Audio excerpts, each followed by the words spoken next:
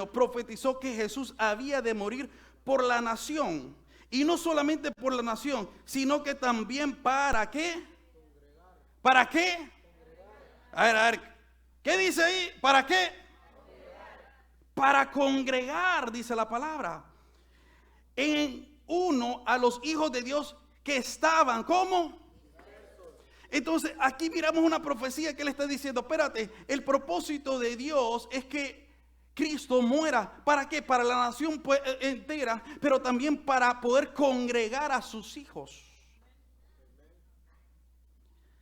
¿Y por qué eso es tan importante? Porque antiguamente tú no te podías congregar si no eras un sacerdote. Tú tenía que haber un sacerdote, tenía que ser descendiente de levita para poder llegar a una posición de sacerdote. Y qué bonito que ahora Dios puede escoger a cualquier persona y lo puede levantar como un pastor, como un maestro, como un evangelista, como un profeta, como un apóstol. Y antiguamente para ellos poder congregarse tenía que haber un levita y tenía que venir de cierto linaje, porque el sacerdocio venía de acuerdo a cierto linaje. Podía ser un sacerdote según el orden, en este caso, imagínate, de Sadroc o de Leví o de Aarón. Pero qué bonito que Dios dice, espérate, yo voy a morir para poder congregar a todos mis hijos, a toda mi creación. No sé si me estás escuchando. Porque en este momento estuviéramos esperando, espérate, tenemos que esperar un levita, imagínate, para poder congregarnos. Y Dios dijo, yo no voy a limitar la congregación por la sangre de Él, imagínate, por el cordero que fue inmolado. Él pagó el precio para que la iglesia pueda congregarse y pueda estar juntos y pueda alabar y pueda glorificar y pueda bendecir el nombre del Señor. Mira el precio que Jesucristo pagó por la iglesia. Dios pagó un precio muy alto por su iglesia. Mira lo que nos dice Efesios capítulo 5, verso 25. Maridos, amar a vuestras mujeres, así como Cristo amó ¿a quién? Amó a la iglesia y se entregó a sí mismo por ella. Entonces, primeramente dice que Cristo murió para reunir y congregarnos juntos. Pero también dice que Él amó a la iglesia, que Él se entregó a sí mismo. Ahora, una de las cosas que tenemos que entender la diferencia entre templo e iglesia. Y muchas veces no entendemos la diferencia entre templo y la iglesia. Y cuando no entendemos los conceptos, la palabra de Dios, decimos o hacemos cosas que no entendemos y no comprendemos. Porque la iglesia no son las cuatro paredes. ¿Cuántos sabemos eso? La iglesia no son cuatro paredes. Pero la Biblia se contradice entonces porque dice que Él nos quiere congregar. ¿Y por qué Jesucristo dice su iglesia? Hay una gran diferencia entre templo e iglesia. Vamos a ver lo que dice la palabra de Dios. Dígale al que está a su lado, no le creas al hombre, créele a la palabra de Dios. Mira lo que dice 1 Corintios capítulo 3, verso 16 al 18. ¿No sabéis que sois templo de Dios y que el Espíritu de Dios mora en vosotros? Si alguno destruye el templo de Dios, Dios le destruirá a él. Porque el templo de Dios, el cual sois vosotros, santo es. Nadie se engañe a sí mismo. Si alguno entre vosotros se cree sabio este siglo, hágase ignorante para que llegue a ser sabio. Entonces dice el Señor que el templo de Él somos nosotros. Dios no habita en templos hechos por manos de hombre. Nosotros somos el templo y la morada del Espíritu Santo. La palabra templo significa un lugar donde habita una divinidad. En otras palabras, Dios no mora en cuatro paredes. Dios mora dentro de ti. Dios mora dentro de mí. Y Él no puede morar, imagínate, en algo hecho por manos de hombre. Sea una imagen, sea una estatua, sea una caja, sea lo que sea. Dios no puede habitar en eso. Él habita dentro de su templo, que son cosas que Él mismo ha formado a su nombre. Ahora, ¿qué es iglesia? Porque una cosa es templo, pero Cristo murió por su iglesia. Jesucristo no murió por templos, Él murió por su iglesia. Y son dos cosas diferentes.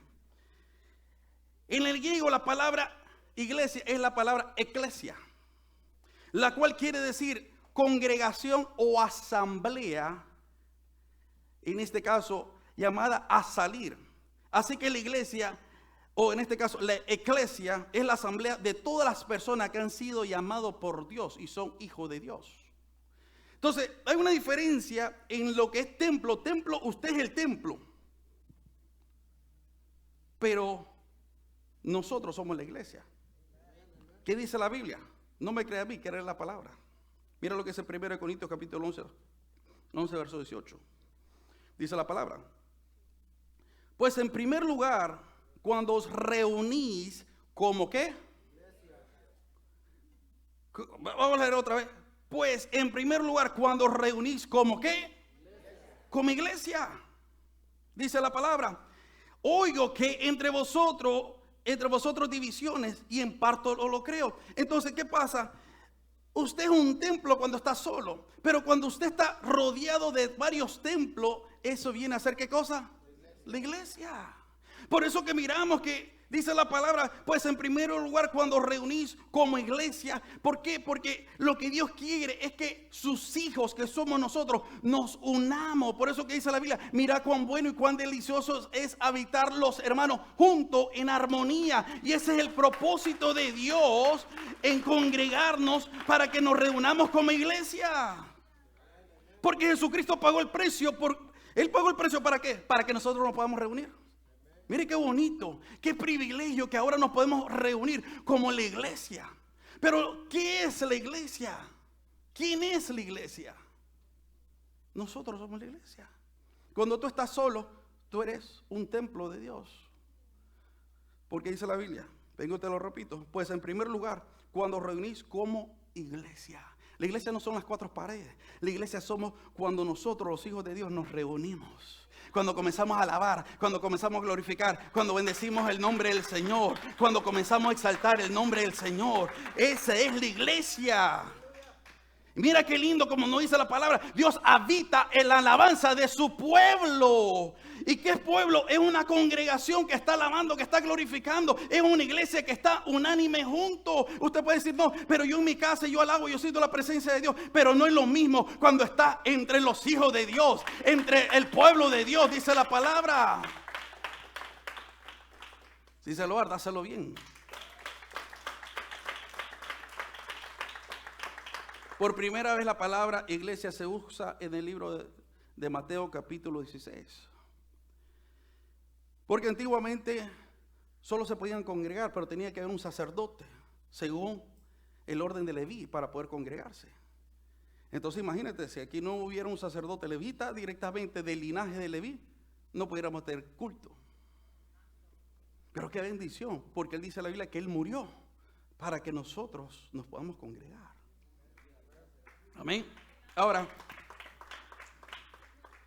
mira lo que dice Mateo capítulo 16. Y aquí miramos por primera vez que Jesucristo utiliza la palabra iglesia. Dice, viniendo Jesús a la región de Cesarea Filipo, preguntó a sus discípulos diciendo, ¿quién dicen los hombres que es el Hijo del Hombre? Ellos dijeron, unos Juan el Bautista, otro Elías, otros Jeremías o algunos de los profetas. Él les dijo, ¿y vosotros quién decís que soy yo? Respondió Simón Pedro y dijo, tú eres el Cristo, el Hijo del Dios viviente. Entonces le respondió Jesús, bienaventurado eres Simón Pedro, hijo de Jonás, porque no te lo reveló carne ni sangre, sino mi Padre que está en los cielos. Y yo también te digo que tú eres Pedro, y sobre esta roca edificaré, ¿qué cosa? Mi iglesia. No dijo un templo, porque Dios ya estaba cansado del templo, porque la gente adoraba el templo y Dios no quería que estén adorando cuatro paredes. Él quería que sus hijos tengan la libertad para adorarlo y glorificarlo. ¿Por qué? Porque según el orden, imagínate, para que alguien pueda tocar un instrumento tenía que ser descendiente de Coré. ¿Quién era Coré? Era un hijo de Leví. Si alguien quería tocar los utensilios del templo, tenía que ser un hijo de Gersón. ¿Quién era Gersón? Un hijo de Leví también. Entonces miramos que Dios dice, espérate, se están enfocando más en la tradición y no me están adorando. Por tanto, ahora yo no voy a buscar un linaje, sino que voy a buscar personas que tengan un corazón dispuesto a adorarme, que me adoren y me alaben en espíritu y en verdad. Por eso que le dijo a la mujer, no es necesario que vayas al templo para adorar. Tú me puedes adorar en cualquier monte.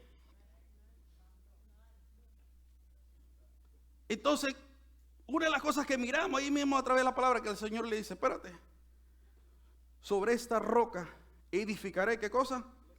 Mi iglesia. ¿Y qué es la palabra iglesia? Una asamblea.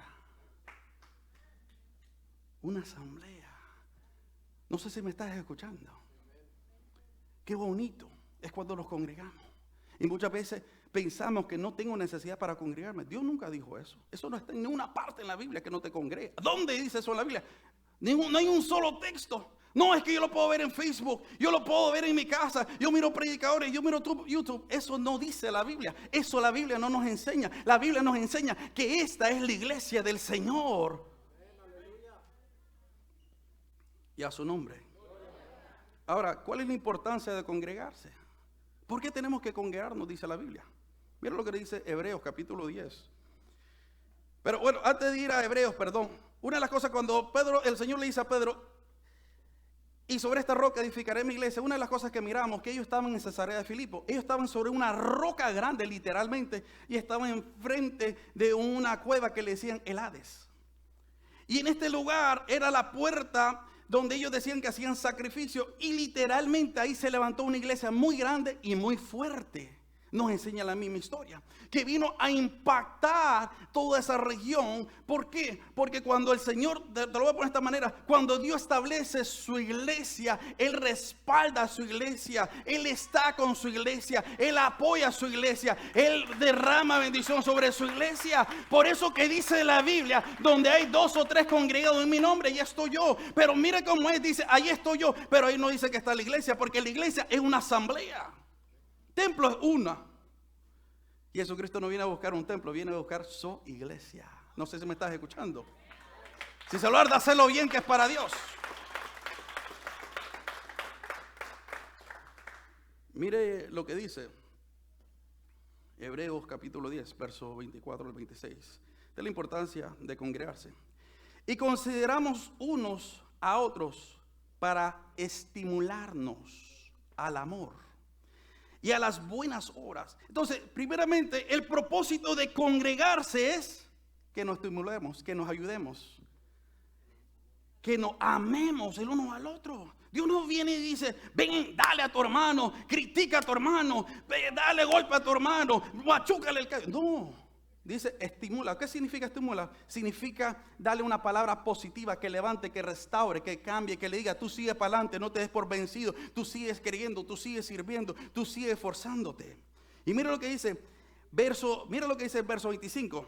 Y dice, no dejando de congregarnos como algunos tienen por costumbre, sino exhortándonos, y tanto más cuando veéis que aquel día se acerque.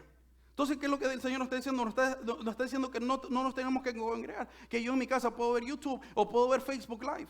No dice eso. Dice congregarnos. ¿Qué es lo que dice? ¿Qué es lo que dice?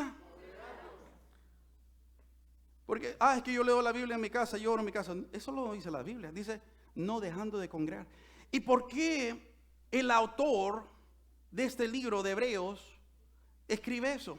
Porque el judío tenía la costumbre que simplemente, si tenía que congregarse, tenía que ir al templo. Porque si no podía ir al templo, imagínate, no podía congregarse en sí. Entonces se reunían en una sinagoga para leer la Biblia. Pero el congregarse era diferente, porque la Biblia dice que cuando ellos se congregan, ellos tenían que cantar himnos, alabanza, dice la palabra, y la lectura de la palabra, y dice, y compartiendo testimonio. En otras palabras, es lo que nosotros hacemos aquí: alabamos, glorificamos, bendecimos, oramos y recibimos palabra. Eso es lo que me enseña a mí la palabra de Dios. Porque no es lo mismo que tú estés en tu casa viendo las alabanzas. Qué bonito como canta la pastora. Nunca es lo mismo. Sí, nunca es lo mismo.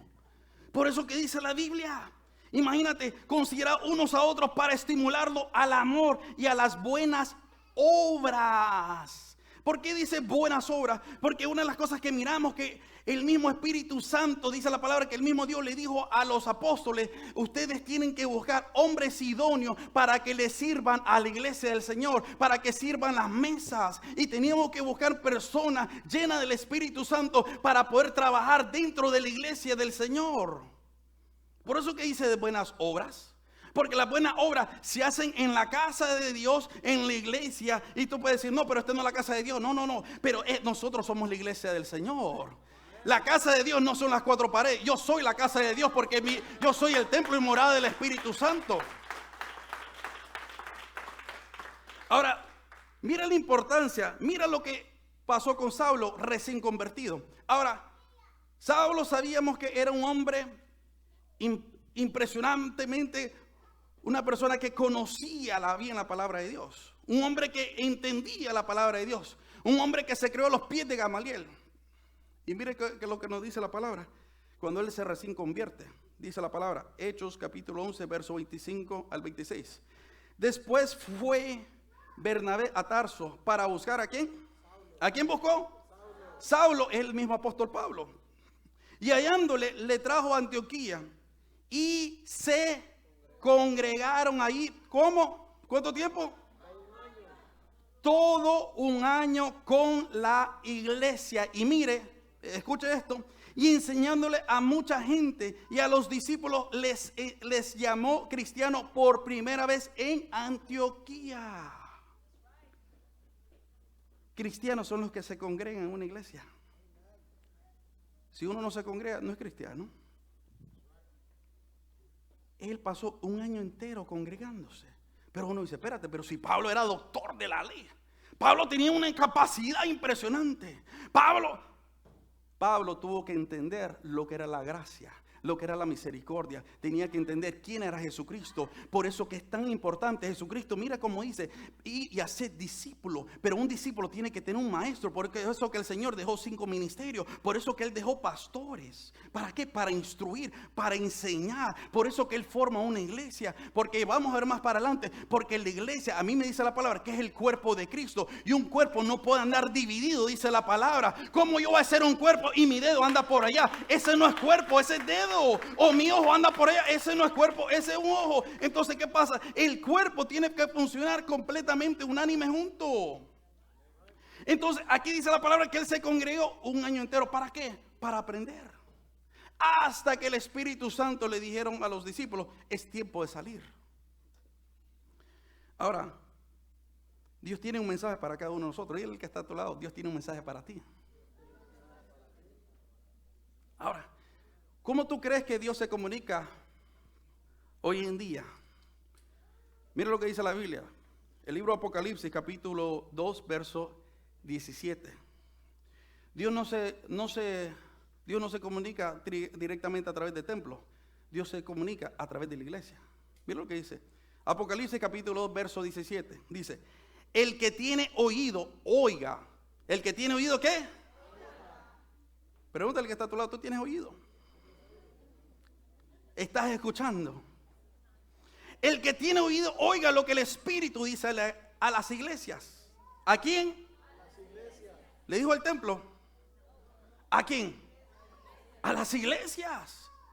Dios tiene un mensaje directamente para su cuerpo. Y Él dice: ese mensaje lo tiene que recibir la iglesia.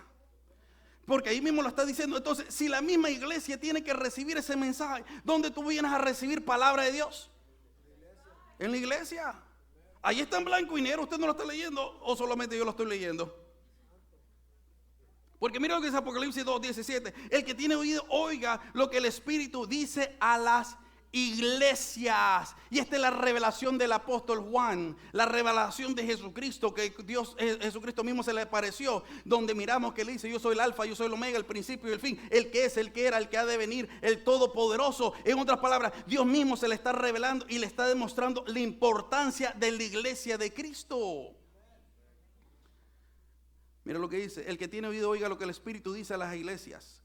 Al que venciere le daré de comer del maná escondido, y le daré una piedrecita blanca, y en la piedrecita escrito el nombre nuevo, el cual ninguno conoce sino aquel que lo recibe. En otras palabras, Dios le está dando una revelación y se la está dando ¿a quién? Al templo. A la iglesia. Por eso es que es tan importante que te congregues, porque el mensaje que Dios tiene preparado lo vas a recibir. Es cierto, Dios te puede hablar, Dios es un Dios personal, Dios es un Dios individual, pero aquí me dice la Biblia que el mensaje se lo mandó a la iglesia. Mira lo que dice ahí mismo, verso 7. Dice Apocalipsis capítulo 3, verso 3. Dice, mira lo que dice: escribe al ángel de la iglesia. ¿Al ángel de quién? Eso no es el pastor que le está diciendo. Escribe al ángel de la iglesia y da un mensaje. Dale este mensaje al ángel de la iglesia, al pastor de la iglesia, para que se le dé a su iglesia. Mire lo que dice verso 7. Vamos rápido por caso de tiempo. Y dice: escribe al ángel de la iglesia de Filadelfia. No sé si usted está viendo cómo Dios se comunica. Dios se comunica a través de ¿qué? De su iglesia. Diga su iglesia. Diga de mi iglesia. Diga de mi iglesia. Imagínate, si Dios tiene un mensaje para ti. Ay, yo estoy viendo Facebook Live. Yo voy a janguear con los hermanos en Cristo porque son... No, Dios no te está diciendo eso. Dios dice, yo tengo un mensaje para ti. Y no es un texto, son varios textos. Porque mire lo que sigue diciendo el verso 14. Y escribe al ángel de la iglesia en Laodicea, imagínate. Y miramos, si usted mira el capítulo 2, el capítulo 3, siempre dice: escribe al ángel de la iglesia, escribe al ángel de la iglesia, escribe al ángel de la iglesia, escribe al ángel de la iglesia. Y le está hablando de los últimos tiempos: escribe al ángel de la iglesia. ¿Tú no crees que la iglesia es muy importante para hoy en día? Para resplandecer, para demostrar la grandeza de Dios, para demostrar el poder de Dios, para mostrar, imagínate, que hay una iglesia viva. Dios nunca dijo un templo, Él dijo una iglesia. Mira lo que nos dice. Ahora, ¿qué es la iglesia? La iglesia es el cuerpo de Cristo. ¿La iglesia es qué? El cuerpo de Cristo. Mira lo que dice Romanos capítulo 12, versos 4 al 9. Porque de la manera que en un cuerpo tenemos muchos miembros, pero no todos los miembros tienen la misma función. Así nosotros también, siendo muchos, somos un ¿qué? Un cuerpo en Cristo. ¿Somos un qué?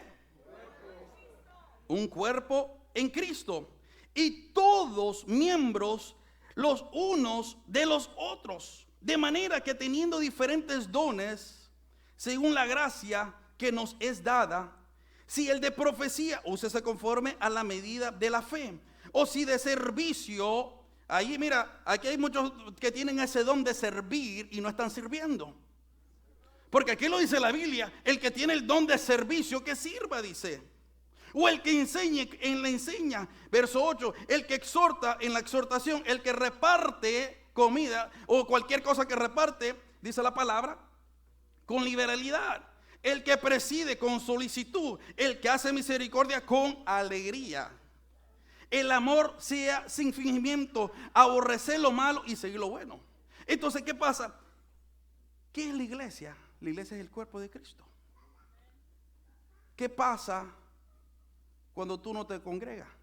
Tú no eres parte del cuerpo de Cristo, porque tú tienes dones, tú tienes talentos que Dios te ha dado a ti para la función del cuerpo de Cristo. Entonces, ¿qué es lo que tú estás haciendo? Tú estás escondiendo los dones, los talentos, y no lo estás utilizando. Estás siendo egoísta con el cuerpo de Cristo. Ay, es que yo no le sirvo al hombre, yo le sirvo a Dios. No, no, aquí me dice la palabra que el que pueda servir, que lo haga con ese amor. El que quiere repartir, que lo haga con diligencia. En otras palabras, miramos que Dios quiere que vengamos y que le sirvamos a Dios de una a otra manera. Es que muchas veces usamos excusas: es que ese no es mi don, es que ese no es mi talento. Déjame decirte, somos parte del cuerpo de Cristo. Únete al cuerpo. Di: este año yo quiero servir, yo quiero ayudar, yo quiero levantar la iglesia de Cristo, yo quiero ser parte del cuerpo de Cristo. Yo no quiero ser una isla, yo no quiero estar solo. Porque ¿qué pasa? Si yo me corto el dedo mío y lo pongo allá, ¿qué pasa con el dedo mío? Se muere mientras no esté conectado. Y hay muchos que se han desconectado, tienen el conocimiento de la palabra, pero no tienen el Espíritu Santo de Dios. ¿Por qué? Porque uno tiene que conectarse con el Espíritu. Y cuando tú estás aquí, dice la palabra que nosotros mutuamente nos ayudamos, nos estimulamos. ¿Cómo está, hermano? ¿Cómo te sientes? Vamos a alabar, vamos a glorificar, vamos a bendecir, vamos a exaltar, vamos a orar, vamos a ayunar, vamos a buscar más de Dios, vamos a servir, vamos a esforzarnos, vamos a enseñarle al mundo entero que hay una iglesia de Dios que alaba, que glorifique, que bendice y exalta el nombre del Rey de Reyes, Señor de Señores.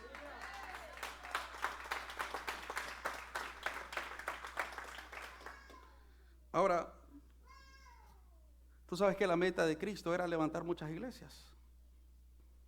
Eso es lo que dice la Biblia. Mira lo que dice la Biblia. Tito 1:5. Por esta causa te dejé en Creta para que corrigiese la deficiencia, lo deficiente y establecieses ancianos en cada ciudad, así como yo te mandé. Esa palabra anciano significa pastores. Entonces, ¿qué es lo que el Señor, qué es lo que Pablo le está diciendo a Timoteo? Establece pastores en cada ciudad. ¿Para qué? Para levantar la iglesia. La iglesia somos el cuerpo. Y si tú eres parte de este cuerpo, tú tienes que unirte al cuerpo de Cristo.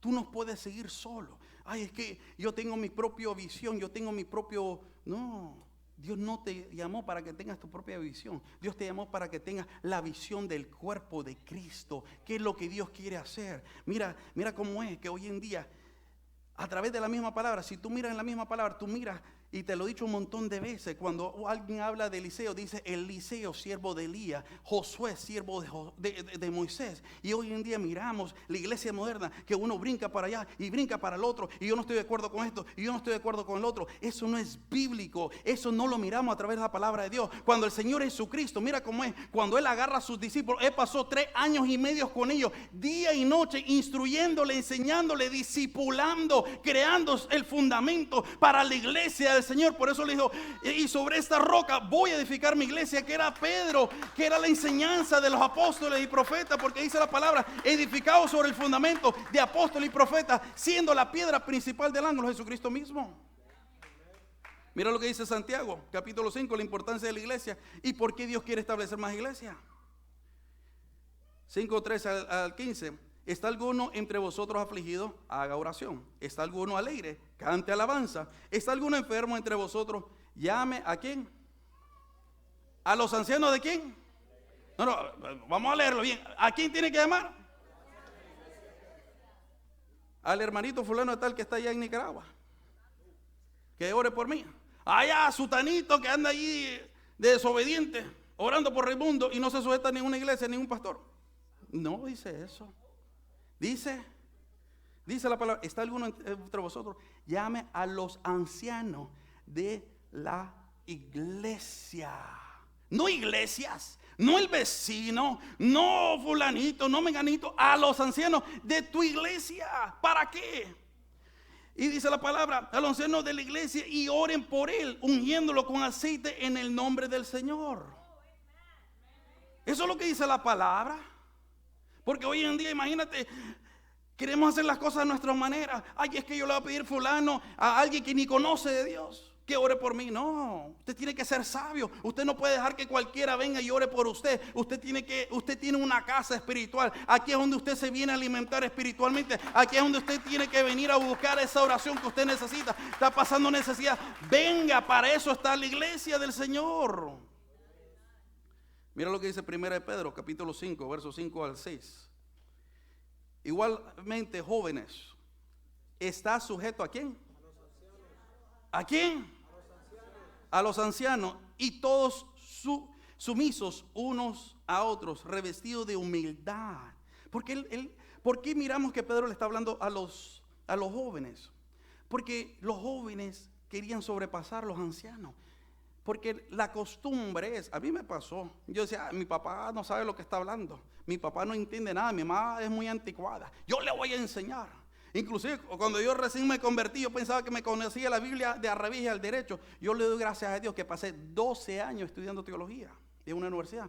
¿Tú sabes por qué? Porque eso me abrió el entendimiento y me di cuenta que yo no sabía nada, pero entendí muchas cosas de la misma palabra, porque yo seguía costumbres y tradiciones y cosas que no eran bíblicas. Tenía los que me conocen hace tiempo como Doris, que fue la primera que bauticé, imagínense, y gracias a Dios todavía está aquí. Amén. Eso fue... Imagínense, teníamos una religiosidad que a todo el mundo condenamos. Está mal, te vas para el infierno, está mal, Eso no es de Dios. Y yo quería corregir a Raimundo y a todo el mundo. Te vas para el infierno, arrepiéntete, impío. ¿Se acuerda, Ori? Eso no viene de parte de Dios. Y en mi mente era criticar, apuntar, ver errores. Pero esa no era la iglesia del Señor. Por eso que dice la Biblia, igualmente jóvenes están sujetos a los ancianos. ¿Por qué? Porque muchas veces el joven no se quiere sujetar porque todo lo sabe. Todo lo comprende. Ay, yo conozco. Mire, usted sabe cuántas personas aquí han pasado que yo lo comienzo a pastorear y al año me quieren enseñar. Y después me están mandando textos. Mire, pastor, usted tiene que hacer esto y esto y esto. Pastor, quiero hablar con usted. Ah, bueno, dígame. En estos días, yo miré que usted puso el árbol de Navidad. Ah, bueno, voy a poner 2 si usted quiere. Porque usted sabe qué significa el árbol de Navidad. Sí, yo sé. Yo estudio teología de 12 años, yo sé qué es, yo sé qué significa, yo entiendo, yo comprendo, pero tú no entiendes lo que está por detrás, que en este tiempo, ahora que viene la Navidad, no estamos celebrando a Tamuz, estamos celebrando el nacimiento de nuestro Señor Jesucristo. Y dice la palabra, para que Él, el que está sucio, imagínate, todas las cosas que son, todo lo que mira es impuro, pero para el que está limpio, todas las cosas son puras, dice la palabra de Dios. Entonces, ¿qué pasa? Por eso que dice la palabra, igualmente joven está sujeto a los ancianos y todos sumisos unos a otros, revestidos ¿de qué? De humildad. ¿Qué es humildad? Déjame, enséñame. Cuando yo fui a la universidad, yo se lo he contado muchas veces, yo miraba al anciano, el doctor Gary Cohen, que yo lo critiqué. Yo le dije, usted no sabe lo que está hablando, hasta que el hombre vino y me cayó y me dice, mira, o te callas o te boto de mi clase. Me tienes cansado. Sí. Y él me dijo, estás gastando tu tiempo, estás gastando mi tiempo, estás gastando tu dinero y estás gastando el dinero de todo este montón de estudiantes, me dice. Porque tú crees que tú todo lo sabes y no sabes nada. Imagínense, yo dialogando con el doctor Gary Cohen, un hombre que tenía 3 doctorados. El hombre fue judío, rabí, y conoció de Cristo, y vino el conocimiento de Dios. Él unía el Antiguo Testamento con el Nuevo Testamento de una manera impresionante, y yo dialogando, que no sabía. Cuando me callé y abrí los oídos, porque cuando él hablaba yo hacía esto, pum, ese está loco, ese está mal.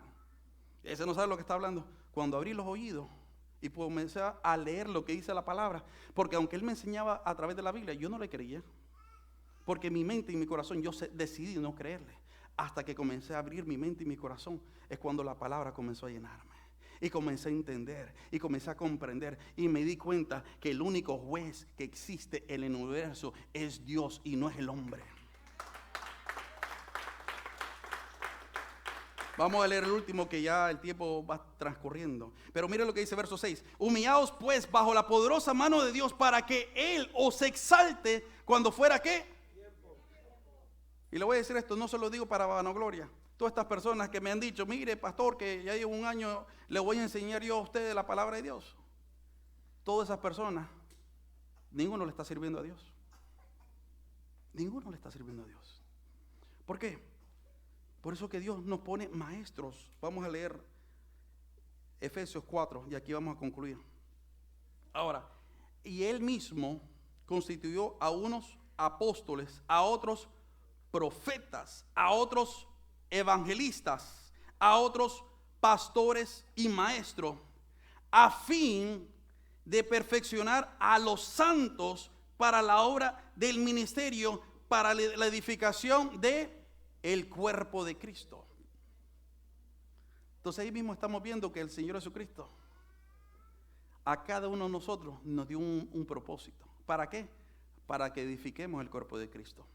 No es para que tú te quedes en tu casa, no es para que tú escondas tus dones, no es para que tú digas yo no tengo nada. Tú tienes mucho que dar, tú tienes mucho que dar, y tú tienes que darlo para la gloria del Señor, porque Él mismo lo dio todo por amar a nosotros. ¿Por qué nosotros no le podemos dar a Él lo mismo que Él nos dio? Póngase de pie en esta noche. Vamos a dejarlo ahí porque el tiempo ha transcurrido. Cuando estamos aprendiendo, el tiempo va rápido. Así que dile al que está a tu lado, no pares de congregarte. Cierra tus ojos y vamos a orar. Padre, en el nombre de Jesús, te Te pido por cada persona que está aquí, Padre. Te pido que los bendigas, que los llenes de tu gloria, que los llenes de tu